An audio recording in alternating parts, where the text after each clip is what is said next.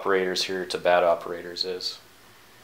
You estimated that maybe there's 173 of them known. So if we round it up to 200, out of 200, how many would you say?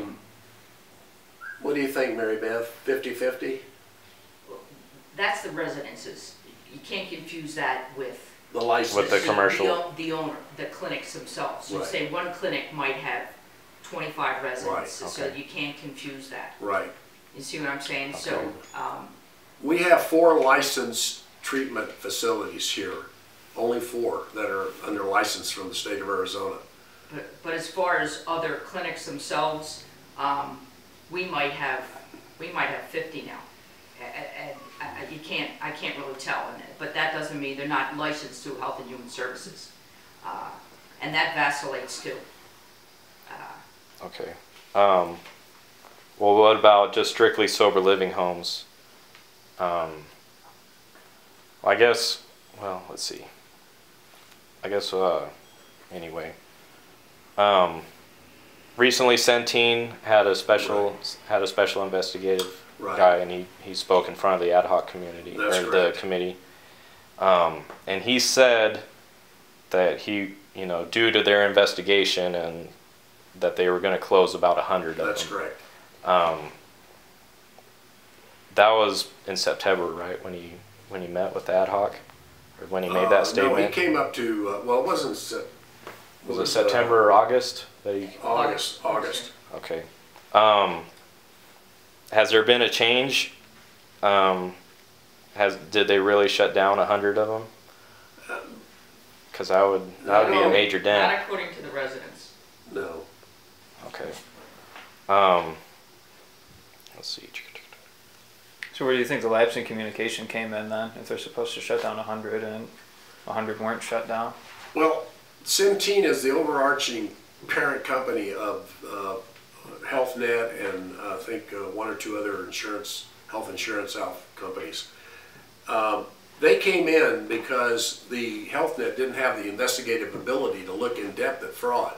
Centene, being the parent company of all of them, had a staff of about 7 or 8 people, and they came down and spent 2 months here in Prescott interviewing, going to every home that was being that HealthNet paid the provider for. And at that point when they found these charges, the high $2,000 urinalysis, and according to Centene, they just cut that off. They just started whittling their payments down to whatever they would pay for Medicare. I don't have a number. We kind of just took that at face value, that 100 were being closed. That's what they told us. But we're getting reports now that that's not correct, and so I don't know the reason why, and probably should follow up on that with. Do you think they just went from Centene to a different provider? Just found a different insurance company to.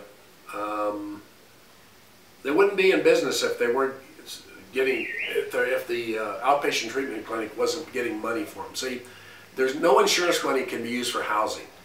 I mean, it's all one connected industry, the treatment facility and the house. But for insurance purposes, they don't pay for the housing. They just pay for the treatment.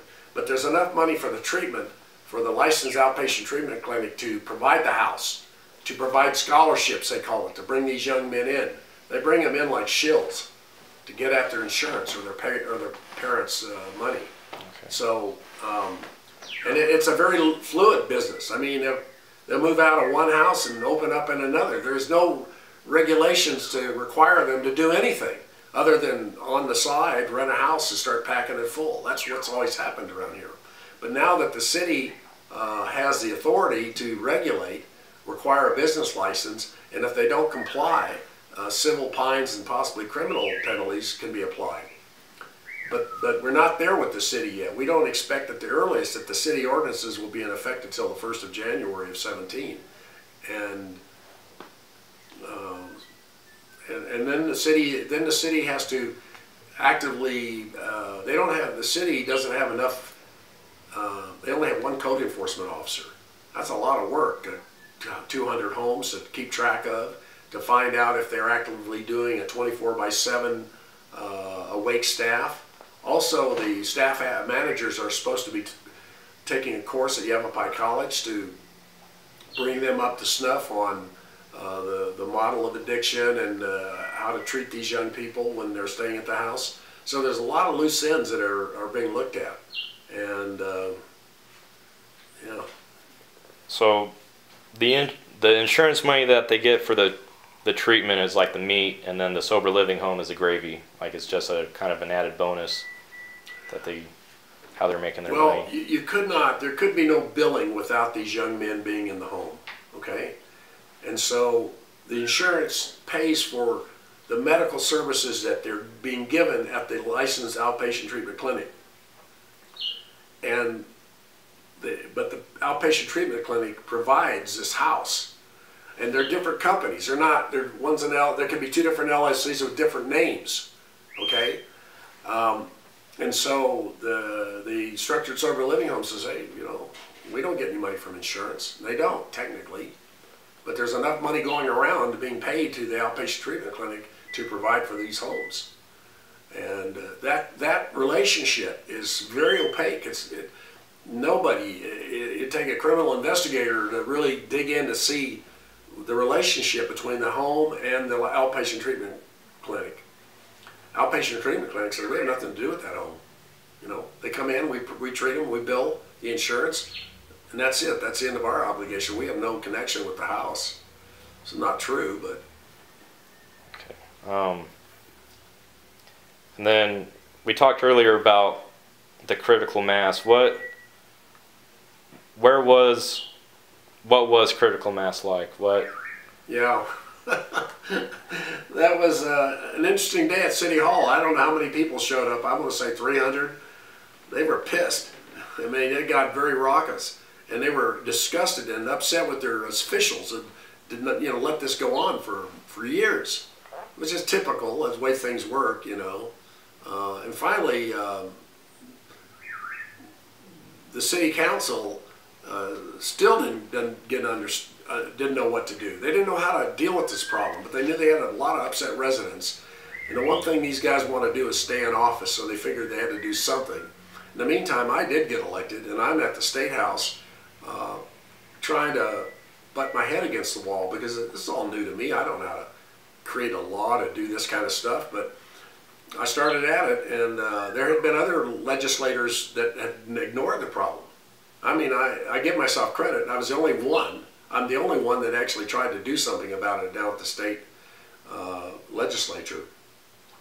And because of that, there are other communities that are involved in this. They were having outbreaks in Chandler and Tempe, and Scottsdale was starting to get a few of them. So, it started to have its own mass of momentum, and I was able to work with the Democrats. I'm a Republican, so it's a nonpartisan issue, and every community is affected by drug abuse, so everybody wants to do something about it. So the second year I was able to get support from the Democrat leadership down there, and my bills passed out of the House and the Senate almost unanimously.